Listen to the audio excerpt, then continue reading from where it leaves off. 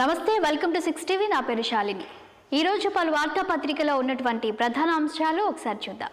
ముందుగా మనం ఈనాడు పేపర్ చూసినట్లయితే కేంద్ర ఉద్యోగులకు శుభవార్త. 8వ వేతన సవరణ సంఘం ఏర్పాటుకు మోదీ సర్కార్ పచ్చజెండా అని కూడా మనం చూడొచ్చు. ప్రధాని నరేంద్ర మోదీ నేతృత్వంలోని కేంద్ర కేబినెట్ గురువారం ఢిల్లీలో సమావేశమై పలు కీలక నిర్ణయాలు తీసుకుంది. ఇక కేంద్ర ప్రభుత్వ ఉద్యోగులకు 8వ వేతన సవరణ సంఘం ఏర్పాటు దాదాపు 3,984 కోట్లతో ఆంధ్రప్రదేశ్లోని శ్రీవారికోటలో 3వ లాంచ్ ప్యాడ్ నూతన రాకెట్ ప్రయోగ వేదిక ఏర్పాటు నిర్ణయాలు ఇందులో ప్రధానమైనవి అన్నట్లు కూడా మనం ఇక్కడ చూడొచ్చు. నెక్స్ట్ మరొక న్యూస్ కనుక చూసినట్లయితే డాకింగ్ దిగ్విజయం. అమెరికా, రష్యా, చైనాల సరసన చేరిన భారత్. అంతరిక్ష కేంద్ర నిర్మాణం. చంద్రయాన్ 4కు మార్గం సుగమం. ఇస్రోపై అభినందనల జల్లు అని కూడా మనం చూడొచ్చు. రోదసీలో అనుసంధానమైన స్పేడెక్స్ ఉపగ్రహాలు అన్నట్లు కూడా మరి ఇక్కడ చిత్రంలో చూస్తే మనకు తెలుస్తుంది. డాకింగ్ సమయంలో 2 ఉపగ్రహాల కెమెరాలు తీసిన చిత్రాలను కూడా చూడొచ్చు. నెక్స్ట్ మరొక న్యూస్ కనుక చూసినట్లయితే తొలుత వాటాలపైనే తర్వాతే ప్రాజెక్టుల వారి కేటాయింపులపై వాదనలు వింటాం. కృష్ణా జలాల వివాదంపై బ్రిజేష్ కుమార్ ట్రైబ్యునల్ కీలక నిర్ణయం. ఫిబ్రవరి 19 నుంచి వాదనలు అని కూడా మనం చూడొచ్చు. ఇక ట్రైబ్యునల్ ఎదుట వాదనలకు హాజరైన మంత్రి ఉత్తమ్ కుమార్ రెడ్డితో ENC Vijayabhaskar Reddy, AG Sudarshan Reddy, senior న్యాయవాది వైద్యనాథన్, సలహాదారు ఆదిత్యనాథ్ తదితరులు పాల్గొన్నట్లు కూడా మనం చూడొచ్చు. నెక్స్ట్ మరొక న్యూస్ కనుక చూసినట్లయితే 6 హామీలు అమలు. తెలంగాణలో ఏడాదిలోనే 55,000 ప్రభుత్వ ఉద్యోగాలు ఇచ్చాం. 21,000 కోట్లు రుణమాఫీ చేశాం అని ముఖ్యమంత్రి రేవంత్ రెడ్డి ఢిల్లీ ఎన్నికల్లో కాంగ్రెస్ తరపున 2 వాగ్దానాలు ప్రకటన. వాటికి తాను గ్యారంటీ అని కూడా వెల్లడించినట్లు మనం చూడొచ్చు. నెక్స్ట్ ఇక ఢిల్లీ అసెంబ్లీ ఎన్నికల్లో కాంగ్రెస్ పార్టీ తరపున వాగ్దాన పత్రాన్ని విడుదల చేస్తున్న సీఎం రేవంత్ రెడ్డి. చిత్రంలో నల్గొండ ఎంపీ రఘువీర్, ఢిల్లీ కాంగ్రెస్ ఇన్ఛార్జ్ కాజీ నిజాముద్దీన్, డిపిసిసి అధ్యక్షుడు దేవేంద్ర యాదవ్, అలాగే మంత్రి పొంగులేటి శ్రీనివాసరెడ్డి కూడా ఈ కార్యక్రమంలో పాల్గొన్నట్లు చూడొచ్చు. నెక్స్ట్ మరొక న్యూస్ కనుక చూసినట్లయితే అటవీ శాఖ అనుమతులు ఇప్పించండి. రాష్ట్రంలో 199 ప్రాజెక్టులు నిలిచిపోయాయి. కేంద్ర మంత్రి భూపేందర్ యాదవ్కు సీఎం రేవంత్ రెడ్డి వినతి అని కూడా చూడొచ్చు. ఉక్కు, భారీ పరిశ్రమల శాఖ మంత్రి కుమారస్వామితోనూ భేటీ అని కూడా మనం ఇక్కడ చూడొచ్చు. అండ్ నెక్స్ట్ మరొక న్యూస్ కనుక చూసినట్లయితే ఇది తెలంగాణ విజయం. సెక్షన్ 3పై వాదనలకు ట్రైబ్యునల్ అంగీకారంపై మంత్రి ఉత్తమ్. కృష్ణా జలాల్లో రాష్ట్రానికి న్యాయమైన వాటా దక్కే అవకాశం ఉందని ఆయన వెల్లడించినట్లు చూడొచ్చు.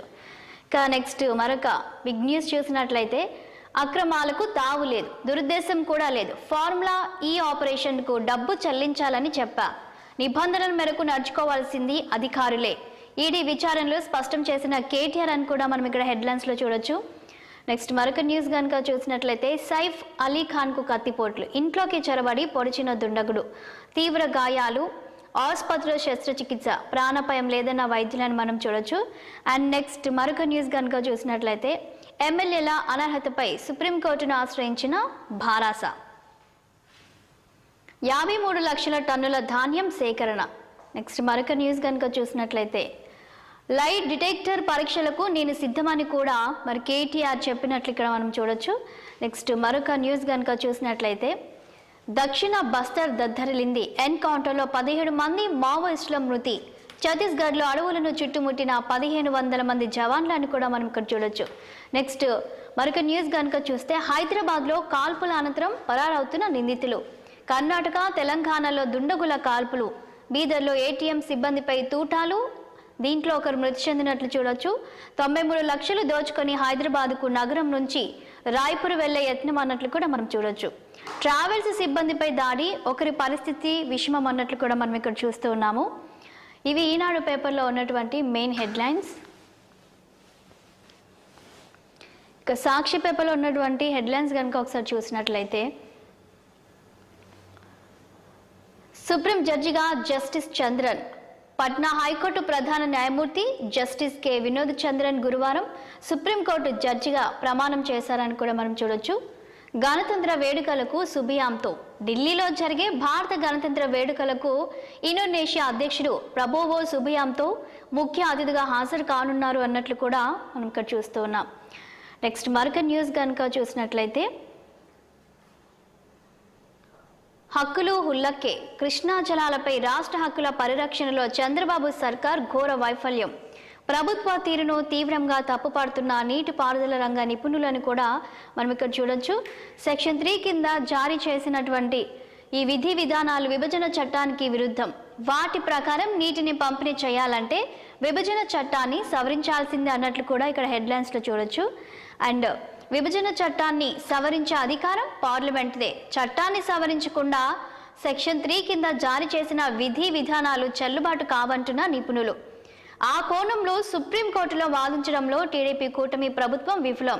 KWDT 2లోనూ అదే తీరు. ఓటుకు కోట్లు కేసు భయంతో గతంలోనూ ఏపీ హక్కులను తెలంగాణకు తాకట్టు పెట్టిన చంద్రబాబు అని కూడా ఇక నీటికి సంబంధించినటువంటి హెడ్లైన్స్ని ఇక్కడ మనం చూడొచ్చు. కృష్ణారామ ట్రైబ్యునల్లో ఏపీకి ఎదురు దెబ్బ. సెక్షన్ 3 ప్రకారం కేంద్రం తాజా విధి విధానాల మేరకే తొలుత వాదనలు వింటామని KWDT 2 స్పష్టీకరణ అన్నట్లు కూడా మనం చూడొచ్చు. ఇక ఆ తర్వాతే విభజన చట్టం సెక్షన్ 89 ప్రకారం వాదనలు రెండింటిని కలిపి విచారణ చేయాలంటూ కూడా తెలంగాణ సర్కార్ అయ్యే అని కూడా మనం ఇక్కడ చూడొచ్చు. అండ్ అవి పరస్పరం భిన్నమైనవని కలిపి విచారించవద్దన్న ఏపీ ప్రభుత్వం. కేంద్రం తాజా మార్గదర్శకాలను సుప్రీంలో సవాల్ చేశామని నివేదన. రెండు వేరువేరని భావిస్తే తొలుత సెక్షన్ 3 కింద విచారించాలన్న తెలంగాణ విజ్ఞప్తిపై సానుకూలంగా స్పందించిన ట్రిబ్యునల్ ఫిబ్రవరి 19 నుంచి 21 తేదీలలో తదుపరి విచారణ అని కూడా మనం ఇక్కడ చూడొచ్చు. నెక్స్ట్ మరొక న్యూస్ కనుక చూసినట్లయితే డాకింగ్ సక్సెస్. అనుసంధానమైన స్పేడెక్స్ జంట ఉపగ్రహాలు.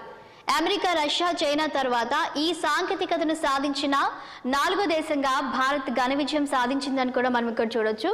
అండ్ ఇస్రో కిరీటంలో మరో కలికితురాయ్. కొత్త సంవత్సరంలో బోని అని కూడా చూడొచ్చు.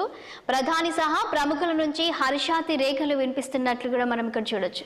దేశ భవిష్యత్తు అంతరిక్ష ప్రయోగాలకు స్పేడెక్స్ డాకింగ్ ను తొలిమెట్టుగా అభివర్ణించిన మోదీ.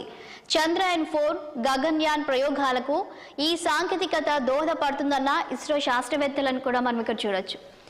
నెక్స్ట్ శ్రీహరికోట అంతరిక్ష కేంద్రంలో 3వ లాంచ్ ప్యాడ్. 3,984 కోట్లతో 4 ఏళ్లలో నిర్మాణం. కేంద్ర కేబినెట్ ఆమోదం.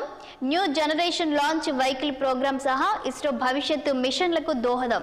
ఈ ప్రాజెక్టులో పరిశ్రమల భాగస్వామ్యానికి చోటు అని కూడా మనం ఇక్కడ చూస్తున్నాం.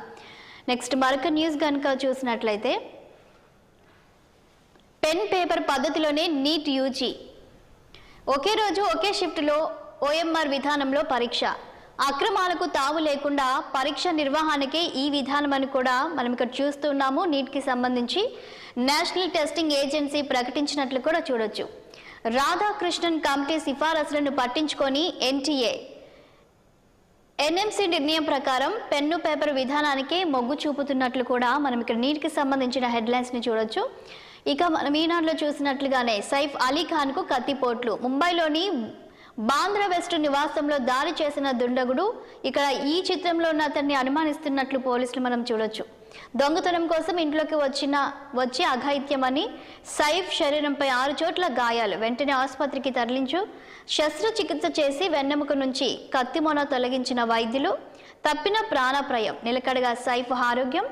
సైఫ్ పై దాడి పట్ల దిగ్భ్రాంతి వ్యక్తం చేసిన సినీ రాజకీయ ప్రముఖులు. ముంబైలో శాంతి భద్రతలు క్షీణించాయని ప్రతిపక్షాలు ఆగ్రహిస్తున్నట్లు కూడా మనం ఇక్కడ చూడొచ్చు. నెక్స్ట్ మరొక న్యూస్ కనుక చూసినట్లయితే 8వ వేతన సంఘం ఏర్పాటు. ఆమోదం తెలిపిన ప్రధాని నరేంద్ర మోదీ. వచ్చే ఏడాదితో 7వ వేతన సంఘం కాల పరిమితి ముగియనున్న నేపథ్యంలో నిర్ణయం. కేంద్ర ఉద్యోగుల జీత భత్యాలు, అలవెన్స్లు, ఇతర ప్రయోజనాల అంశాలను నిర్ణయించడంలో పే కమిషన్దే కీలక పాత్ర అని కూడా ఇక్కడ హెడ్లైన్లు చూడొచ్చు. వేతన సంఘం సిఫార్సులు అమలైతే 50 లక్షల మంది కేంద్ర ప్రభుత్వ ఉద్యోగులు, 65 లక్షల మంది పెన్షనర్లకు చేకూరనున్న ప్రయోజనం అని కూడా మనం ఇక్కడ చూస్తూ ఉన్నాం. నెక్స్ట్ మరొక న్యూస్ కనుక చూసినట్లయితే GSDP పెంపే సంపద సృష్టి, తద్వారా మరిన్ని అప్పులకు వెసులుబాటు అన్నట్లు కూడా మరొక హెడ్లైన్ని చూడొచ్చు. దాంతోపాటు రాష్ట్ర ఆదాయంతో కలిపి అభివృద్ధి సంక్షేమానికి వ్యయం. ఇదే విజన్ 2047 అని సీఎం చంద్రబాబు స్పష్టీకరణ అట్లు మనం ఇక్కడ చూడొచ్చు. తద్వారా వచ్చే 5 ఏళ్లలో అదనంగా వ్యయానికి 1.58 లక్షల కోట్లు, అదనంగా 4 లక్షల కోట్ల అప్పు, గత ఏడాది కంటే 4.03% పెరిగిన జీఎస్డీపీ, తలసరి ఆదాయం 58 లక్షలకు పెంచడమే 2047 విజన్ లక్ష్యం. ఇది ఆచరణ సాధ్యం కాకపోతే మరిన్ని అప్పులు చేయడమే మార్గం అన్నట్లు కూడా ఇక్కడ హెడ్లైన్లో మనం చూడొచ్చు. పిల్లలుంటేనే ఎన్నికల పోటీకి అర్హత. మేనిఫెస్టోను ప్రజల్లోకి తీసుకెళ్లింది కార్యకర్తలే. అందుకే రాజకీయ పాలనకు కట్టుబడి ఉన్నాం. తప్పు చేస్తే వదిలిపెట్టం. ఒకరిని చంపినోడిని మరొకడు చంపుతాడు అన్నట్లు కూడా హెడ్లైన్లో చూడొచ్చు. అండ్ నెక్స్ట్ మరొక న్యూస్ కనుక చూసినట్లయితే, ఛత్తీస్గఢ్లో భారీ ఎన్కౌంటర్, 17 మంది మావోయిస్టులు మృతి చెందినట్లు చూడొచ్చు. మృతుల్లో తెలంగాణ క్యాడర్కు చెందిన వారే అధికం. ఛత్తీస్గఢ్ సరిహద్దుల్లోని పూజారి కామ్ఖేర్లో మావోయిస్టుల శిబిరంపై భద్రతా బలగాల మెరుపుదాడి అని కూడా మనం చూడొచ్చు. ఉదయం 9 నుంచి రాత్రి 7 గంటల వరకు కొనసాగిన కాల్పులు. మృతుల సంఖ్యపై అధికారిక ప్రకటన చేయని బలగాలు అని కూడా మనం ఇక్కడ చూడొచ్చు. నెక్స్ట్ మరొక న్యూస్ కనుక చూస్తే, ఇసుక కోసం టీడీపీ జనసేన సిగపట్లు. వైఎస్ఆర్ జిల్లా గుండ్లమూల ఇసుక రీచ్ కోసం ఘర్షణ. కలెక్టర్ కార్యంలోని బాహాబాహికి దిగిన బీటెక్ రవి, అధికారి కృష్ణ వర్గీయులు. ఇరు వర్గాలను చెదరగొట్టిన పోలీసులను కూడా మనం ఇక్కడ చూడొచ్చు. ఇవి సాక్షి పేపర్లో ఉన్నటువంటి main headlines. Next ABN Andhrajyothy పేపర్లో ఉన్నటువంటి హెడ్లైన్స్ కనుక ఒకసారి చూసినట్లయితే, ఇక మనం ఈనాడు అలాగే సాక్షిలో చూసినట్లుగానే సైఫ్ అలీ ఖాన్కు కత్తిపోట్లు, ప్రస్తుతమైన ఆరోగ్యం నిలకడగా ఉన్నట్లు వైద్యులు చెప్పినట్లు కూడా చూడొచ్చు. నెక్స్ట్ మరొక న్యూస్ కనుక చూసినట్లయితే, విశాఖ ఉక్కుకు ఊపిరి, 11,500 కోట్ల భారీ ప్యాకేజీకి కేంద్ర కేబినెట్ ఓకే వెల్లడించిన కేంద్ర అధికార వర్గాలు. నేడు పూర్తి వివరాలతో ప్రకటన. స్టీల్ ప్లాంట్ను ఆదుకోవాలని ప్రధానికి పలుమార్లు సీఎం విజ్ఞప్తి. కేంద్ర ఉక్కు మంత్రికి విన్నపం. చంద్రబాబు అభ్యర్థన మేరకు సాయానికి ప్రధాని పచ్చజెండా ఊపినట్లు కూడా మనకి ఇక్కడ తెలుస్తోంది. నెక్స్ట్ మరొక న్యూస్ కనుక చూసినట్లయితే, దోపిడి దొంగల బీభత్సం, బీదర్లో సెక్యూరిటీ వాహనంపై దాడి, గార్డు మృతి, మరొకరికి గాయాలు. ఏటీఎంలో పెట్టాల్సిన 93 లక్షలతో పరార్, హైదరాబాద్కు చేరిక అన్నట్టు కూడా హెడ్లైన్లో చూడొచ్చు. రాయ్పూర్ వెళ్లేందుకు యత్నం, హ్యాబిట్స్లో ఇద్దరికి బస్ టికెట్ కొనుగోలు, బ్యాగ్ తనిఖీ, ట్రావెల్స్ ఉద్యోగిపై కాల్పులు, నిందితుల కోసం గాలింపు అన్నట్లు కూడా హెడ్లైన్స్లో చూస్తున్నాం. నెక్స్ట్ మరొక న్యూస్ కనుక చూసినట్లయితే, ఇక ఇస్రో స్పేస్ డాకింగ్ విజయవంతం. ఈనాడు అలాగే సాక్షిలో చూసినట్లుగానే ఇస్రోకి సంబంధించిన న్యూస్ని ఇక్కడ మనం చూడొచ్చు. 2035 నాటికి నిర్మించాలని లక్ష్యంగా పెట్టుకున్న భారత్ అని కూడా మనం ఇక్కడ చూస్తున్నాం. 5 మాడ్యూళ్లను డాక్ చేయడం ద్వారా నిర్మాణం. అందులో భాగంగానే స్పేస్ డాకింగ్ ప్రయోగ నిర్వహణ 2028 డిసెంబర్ నాటికి తొలి మాడ్యూల్ లాంచింగ్ అన్నట్లు కూడా మనం చూడొచ్చు. తర్వాత దశల వారీగా మిగతా 4 మాడ్యూళ్లు రోదసిలోకి, భూమికి 400 కిలోమీటర్ల ఎత్తున పరిభ్రమిస్తూ సేవలు అన్నట్లు కూడా మనం ఇక్కడ చూడొచ్చు. శ్రీహరికోటలో 3వ లాంచ్ ప్యాడ్ నిర్మాణానికి కేంద్ర కేబినెట్ ఆమోదం. దాదాపుగా 3,985 కోట్ల వ్యయం, 4 ఏళ్లలో పూర్తి చేయాలన్నది లక్ష్యంగా మనం ఇక్కడ చూడొచ్చు. నెక్స్ట్ మరొక న్యూస్ కనుక చూసినట్లయితే, ఇదే మా పథం, నేనొస్తే అభివృద్ధి జరుగుతుందని ఆశించారు, ఇప్పుడు అది చేసి చూపిస్తున్నాను అని సీఎం చంద్రబాబు వ్యాఖ్యానించినట్లు ఇక్కడ మరొకసారి మనం చూడొచ్చు.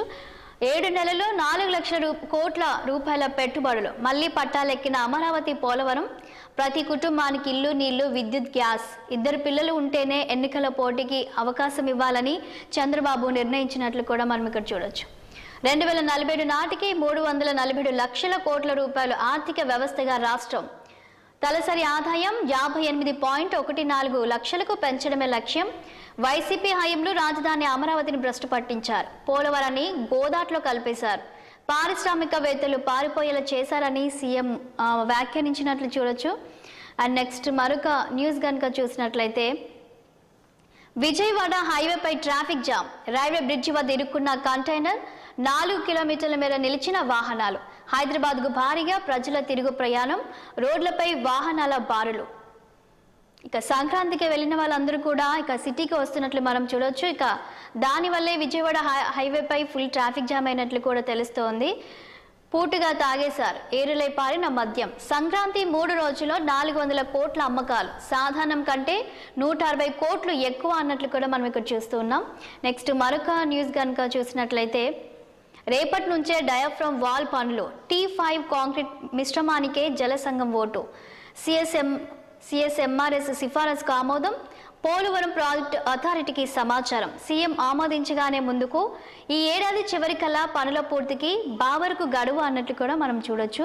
నెక్స్ట్ మరొక న్యూస్ కనుక చూసినట్లయితే 96 గంటల సుదీర్ఘ చర్చలు, దానివల్లే ఇజ్రాయెల్ హమాస్ కాల్పుల విరమణ, హమాస్ వెనక్కి తగ్గే వరకు ఆమోదించాం నెతన్యాహు మాట్లాడినట్లు చూడొచ్చు. ఇక ఇజ్రాయెల్ వైదొలిగితేనే బందీల విడుదల అని హమాస్ మాట్లాడినట్లు కూడా మనం ఇక్కడ చూడొచ్చు. ఒప్పందానికి అమెరికా, ఈజిప్టు, ఖతార్ మధ్యవర్తిత్వం చేసినట్లు కూడా ఇక్కడ మనకు తెలుస్తుంది హెడ్లైన్స్లో. అండ్ ఇవి ఏబిఎన్ ఆంధ్రజ్యోతి పేపర్లో ఉన్నటువంటి మెయిన్ హెడ్లైన్స్. ఇక నెక్స్ట్ వెలుగు పేపర్లో ఉన్నటువంటి హెడ్లైన్స్ని కనుక ఒకసారి చూసినట్లయితే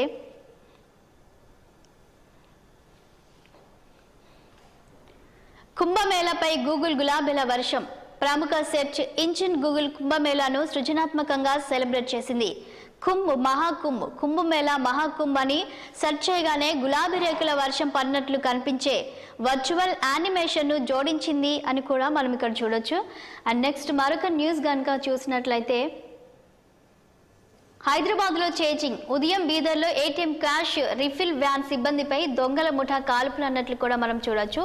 ఇక హైదరాబాద్ అఫ్జల్గంజ్లో కాల్పులు జరిగిన చోట ఆధారాలు సేకరిస్తున్న క్లూస్ టీమ్ చిత్రాన్ని మనం చూడొచ్చు.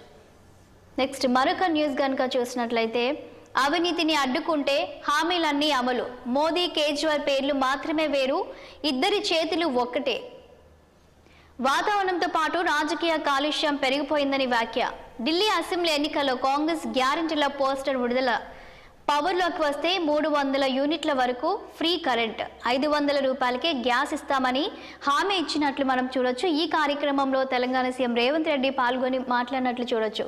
కేసీఆర్ అవినీతిని నిర్మూలించి హామీలు అమలు చేస్తున్నామని సీఎం రేవంత్ రెడ్డి చెప్పినట్లు చూడొచ్చు. అలాగే లిక్కర్ స్కామ్, అసలు పార్ట్నర్ను ఓడిస్తే ఢిల్లీలోనూ మంచి రోజులు వస్తాయన్నట్లు కూడా ఆయన ఈ వ్యాఖ్యలు చేసినట్లు మనం చూడొచ్చు.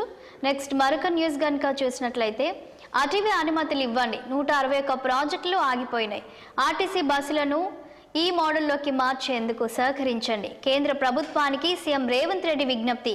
కేంద్ర మంత్రులు భూపేందర్ యాదవ్, కుమారస్వామి, శ్రీనివాస వర్మతో ఆయన భేటీ అయినట్లు కూడా తెలుస్తోంది. నెక్స్ట్ మరొక న్యూస్ కనుక చూసినట్లయితే పార్టీ ఫిరాయింపులపై సుప్రీంకు బీఆర్ఎస్. 10 మంది ఎమ్మెల్యేలపై చర్యలు చేపట్టేలా స్పీకర్కు ఆదేశాలు ఇవ్వాలని పిటిషన్లు. దానం, కడియం శ్రీహరి, తెల్లంపై ఎస్ఎల్పి, మిగతా 7గురిపై రిట్ పిటిషన్ దాఖలు చేసినట్లు కూడా మనకు తెలుస్తోంది. అండ్ నెక్స్ట్ మరొక న్యూస్ కనుక చూసినట్లయితే తెలంగాణ వాదనకే మొగ్గు. గంపగుత్త కేటాయింపుల్లో ఏపీ తెలంగాణ వాటాలు తేల్చడమే ముఖ్యమన్న బ్రిజేష్ కుమార్ ట్రిబ్యునల్. సెక్షన్ 3 పైన తొలుత వాదనలు వింటామని వెల్లడి. తరువాతే సెక్షన్ 89 ప్రకారం కేటాయింపులపై తేలుస్తామని క్లారిటీ అని కూడా మనం ఇక్కడ చూడొచ్చు. 2 సెక్షన్లలోనూ కొన్ని అంశాలు ఒకేలా ఉన్నాయన్న KWDT2. రెండింటిని కలిపి విచారిస్తే కూడా సమస్యనని కామెంట్ చేసినట్లు కూడా మనం చూడొచ్చు. అండ్ మరొక న్యూస్ కనుక చూసినట్లయితే మనీ లాండరింగ్ బాండ్ల చుట్టూ ఈడీ ఎంక్వైరీ. కేటీఆర్కు 52 ప్రశ్నలు, 6.5 గంటల పాటు విచారణ సాగినట్లు తెలుస్తోంది. బీఆర్ఎస్కు గ్రీన్కో అనుబంధం కంపెనీల ఎలక్టోరల్ బాండ్ల వెనుక మతలబేంది అని కూడా ఇక్కడ క్వశ్చన్ మార్క్స్ మనం చూడొచ్చు. 41 కోట్ల బాండ్లు ఇచ్చిన 15 రోజుల్లోనే ఫార్ములా ఈరేస్ అగ్రిమెంట్ల బ్రిటన్కు మనీ ట్రాన్స్ఫర్ చేసేటప్పుడు ఆర్బీఐ రూల్స్ ఎందుకు పాటించలే? ఎలక్షన్ కోడ్ ఉన్న టైంలో విదేశీ కంపెనీకి ఎలా చెల్లిస్తారు? ఈసీ గైడ్లైన్స్ తెలియవా? మీరు చెప్తేనే చేశామని ఆఫీసర్లు అంటున్నారు. వీటికి మీ సమాధానాలు ఏంటి అని మరి కేటీఆర్ను ఈడీ అధికారులు ప్రశ్నించినట్లు కూడా మనం చూడొచ్చు. డాక్యుమెంట్లు ముందు పెట్టి ప్రశ్నించిన ఈడీ. రూల్స్ చూసుకోవాల్సిన బాధ్యత ఆఫీసర్లదేనన్న కేటీఆర్. కొన్ని ప్రశ్నలకు దాటవేత, మరికొన్నిటికి నో ఆన్సర్ అని కూడా మరి ఇక్కడ హెడ్లైన్స్లో మనం చూడొచ్చు. విచారణ ఎలా జరిగిందో. లై డిటెక్టర్ పరీక్షకు రెడీ, అందుకు సీఎం రేవంత్ సిద్ధమా అని కూడా కేటీఆర్ ప్రశ్నించినట్లు చూడొచ్చు. ఏసీబీ అడిగిన ప్రశ్నలే ఈడీ అడిగిందని కూడా ఆయన వ్యాఖ్యానించారు ప్రెస్ మీట్లో అని చూడొచ్చు. గ్రీన్కో, నెక్స్ట్ జెన్ సంస్థలకు ఏసీబీ నోటీసులు. ఫార్ములా ఈ రేసు కేసులో రేపు విచారణకు హాజరు కావాలని ఆదేశం అన్నట్లు కూడా మరొక లేటెస్ట్ అప్డేట్ని అయితే మనం ఇక్కడ చూడొచ్చు. నెక్స్ట్ మరొక న్యూస్ చూసినట్లయితే స్పేస్ శాటిలైట్ల షేక్ హ్యాండ్. భూకక్షలోకి ప్రవేశపెట్టిన స్పేడెక్స్ అని కూడా మనం చూడొచ్చు. అండ్ ఇవి వెలుగు పేపర్లో ఉన్నటువంటి మెయిన్ హెడ్లైన్స్. ఇక చివరిగా దిశ పేపర్లో ఉన్నటువంటి హెడ్లైన్స్ కనుక చూసినట్లయితే,